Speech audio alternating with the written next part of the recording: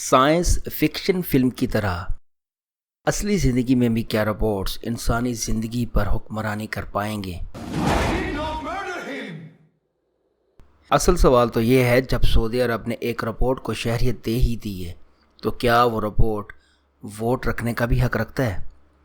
السلام علیکم، کوئی کی انفو کی اس ویڈیو میں ہم اپنے ناظرین کے لیے آرٹیفیشل انٹیلیجنس اور کمپیوٹر الگوریدم سے تیار کردہ 5 ایسے روبوٹس لے کر آئے ہیں جن کو دیکھنے کے بعد آپ بخوبی اندازہ لگا سکتے ہیں کہ سائنس فکشن فلم میں دکھائی دینے والے روبوٹس کس حد تک حقیقت کے قریب ہیں۔ اب روبوٹکس دنیا کی شاہکار صوفیہ کے بارے میں تھوڑی سی بات کرتے ہیں۔ 14 فروری 2016 میں ہانگ کانگ کی ایک کمپنی ہینسن روبوٹکس نے صوفیہ کو بنا کر پوری دنیا کو حیرت میں ڈال دیا۔ Oh, good afternoon. My name is Sophia and I am the latest and greatest robot from Hanson Robotics. Thank you for having me here and at the Future Investment Initiative. یہ صوفیہ نامی روبوٹ لوگوں سے نہ صرف پوری توجہ اور آنکھوں میں آنکھیں ڈال کر بات کرتی ہے بلکہ یہ لوگوں کے چہرے بھی یاد رکھ سکتی ہے۔ اصل میں صوفیہ کی آنکھوں میں موجود جو کیمرے ہیں وہ کمپیوٹر الگوریدمز کے ساتھ منسلک کیے گئے ہیں، جس سے صوفیہ کو لوگوں کے چہرے یاد رکھنے میں کافی مدد ملتی ہے۔ صوفیہ آسان زبان میں لوگوں کے ساتھ بات چیت کرنے میں بڑی مہارت رکھتی ہے۔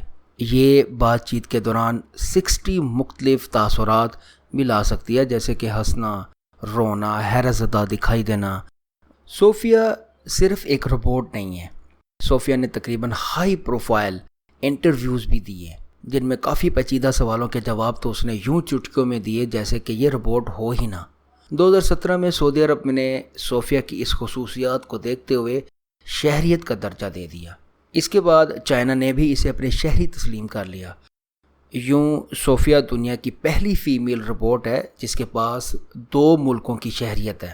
اب جا کے آپ کو کہیں اندازہ ہوگا کہ سائنس فکشن فلم میں دکھائی دینے والے روبوٹ بآسانی کس طریقے سے انسانوں پر حکمرانی کر رہے ہیں۔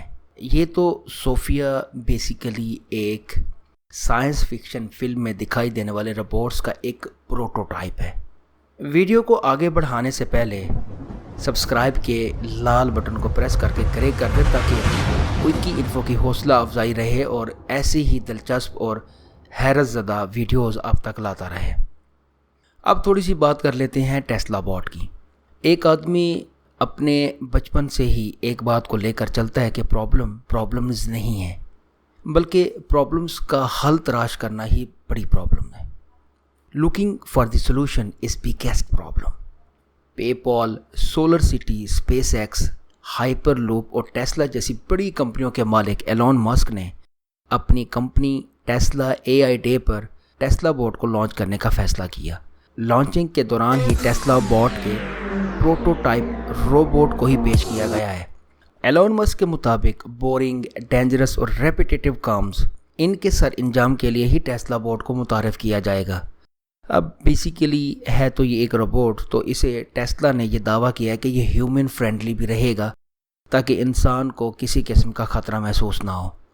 ٹیسلا بوٹ تقریباً 25 کلو گرام کا وزن اٹھانے کی صلاحیت رکھے گا اور ٹیسلا بوٹ کی جو سپیڈ ہوگی وہ 5 مائلز پر آور یعنی کہ 8 کلومیٹر پر گھنٹہ کے حساب سے یہ چل پائے گا۔ انسانی چلنے کی سپیڈ سے تھوڑی سی زیادہ ہوگی تاکہ روبوٹ اپنے کام کو بخوبی اور جلدی سے سر انجام دے سکے۔ ایلون مسک کا یہ بھی کہنا تھا کہ ٹیسلا موٹرز کی ساری AI ٹیک کو اس ٹیسلا بوٹ کے میں استعمال کیا جائے گا تاکہ روبوٹ کو زیادہ ریئل، زیادہ افیکٹو اور زیادہ کارگر بنایا جا سکے۔ ٹیسلا بوٹ کو بیسیکلی 2022 میں ہی لانچ کر دینا تھا، جبکہ ابھی تک ٹیسلا بوٹ کے پروٹوٹائپ کے علاوہ کسی قسم کی کوئی خبر باہر نہیں آئی۔ اب تھوڑی سی بات کرتے ہیں جاپنیز ٹیکنالوجی اور جاپنیز روبوٹک سسٹمز کی۔ جنکو چیارا جاپان میں ٹوکیو سٹی پر واقع ایک ریسٹورینٹ ایکوا سٹی اوتیبیا پر انگلش، چائنیز اور جاپنیز 3 زبانیں بولنے والے روبوٹ کو ریسیپشنسٹ کے طور پر متعارف کرایا گیا۔ روبوٹ کی شکل انسانوں سے کافی ملتی جلتی تھی۔ 2015 میں توشیبا کمپنی کا یہ بنایا روبوٹ ریسٹورنٹ میں آنے والے مہمانوں کو ویلکم کیا کرتا تھا۔ 2015 سال کے آخر تک ہی یہ ٹوکیو سٹی کے مشہور واقعات بھی بتانے لگا، جس سے لوگوں کی دلچسپی بڑھی اور لوگوں نے اس روبوٹ کو کافی پسند کیا۔ تو اس रोबोट्स की शोहरत को देखते हुए तोशिबा कंपनी ने ओलंपिक्स 2020 तक अपने 2 मेन रोबोट लॉन्च करने का भी फैसला किया। टोक्यो ओलंपिक्स 2020 में सबने देखा कि मिराटोवा त्सुमिटी नामी 2 रोबोट्स ने हर आने वाले मेहमानों को चलते फिरते वेलकम किया और ओलंपिक कैटेगरी के मुताबिक भी मेहमानों की रहनुमाई की है। ओलंपिक 2020 के ईयर मस्कट रोबोट भी थे।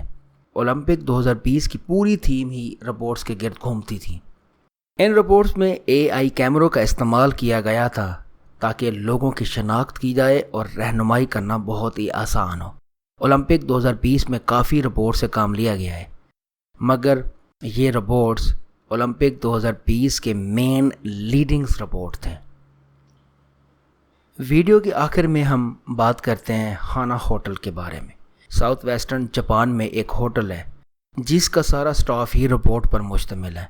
दरअसल ये स्टाफ हर आने वाले मेहमानों की रहनुमाई करते। आपको किसी भी किस्म की ज़रूरत हो, किसी भी किस्म की बातचीत करनी हो तो सारा काम रोबोट से लिया जाता था। चाहे आपने रूम बुक करवाना हो, आपने सर्विसेज लेनी हो, या होटल में मौजूद कैफेटेरिया से कोई खाना मंगवाना हो, या रेस्टोरेंट से आपने किसी किस्म की कोई चीज़ मंगवानी, लेनी या देनी हो, सारे काम इन्हीं रोबोट से लिए जाते थे। अब थोड़ी सी बात करते हैं जैपनीज़ आखिर इतनी टेक्नोलॉजी में आगे क्यों और कैसे हैं। इनको यहाँ तक ले आने में क्या फैक्टर्स ऐसे हैं जो जैपनीज़ को असल जैपनीज़ बनाते हैं। दरअसल ट्रीटी आर्टिकल 9 ही एक ऐसा आर्टिकल है जो जैपनीज़ को सही मानों में टेक्नोलॉजी का बादशाह बनाता है। अगस्त 1945 में हिरोशिमा और नागासाकी पर जो न्यूक्लियर अटैक्स हुए वो सब जानते हैं।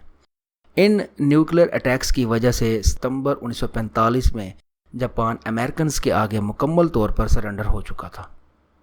इसी बात का तो फ़ायदा उठाया अमेरिकन्स ने ट्रीटी आर्टिकल 9 जापान पर थोप दिया।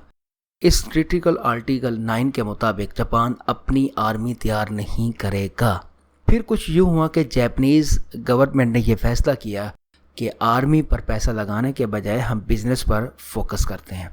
इसके नतीजे में दुनिया की सबसे बड़ी प्रोडक्टिव लेबर्स निकल कर आती है। इससे इनके किसी एक आदमी से मिलें और आपको एक ही बात सामने आती है कि गलती नहीं करनी। 99 आउट ऑफ 10 का मतलब होता है 0 आउट ऑफ 10। यही वजह है कि ये लोग एक दिन में बिल्डिंग्स बना देते हैं। अगर हम इन सारी बातों को कैलकुलेशन निकालें और जापान में इतने सुनामी और ज़लज़ले आते हैं कि अगर खुदा ना करे ये पाकिस्तान या इंडिया में इस तरह की कोई सूरत हाल का सामना हो तो हमारा जीना भी मुश्किल हो जाएगा। इसीलिए तो जापान टेक्नोलॉजी में सबसे आगे है। इन लोगों ने क्वालिटी मूवमेंट इतनी चालू कर दी कि आज भी चाइनीज़ पूरी दुनिया को प्रोडक्ट सप्लाई तो करता है लेकिन इस्तेमाल जैपनीज़ करते हैं। जर्मन अपने प्रोडक्ट के ऊपर बड़ा फ़ख्र करता है लेकिन आज भी वो प्रोडक्ट जैपनीज़ ही इस्तेमाल करते हैं।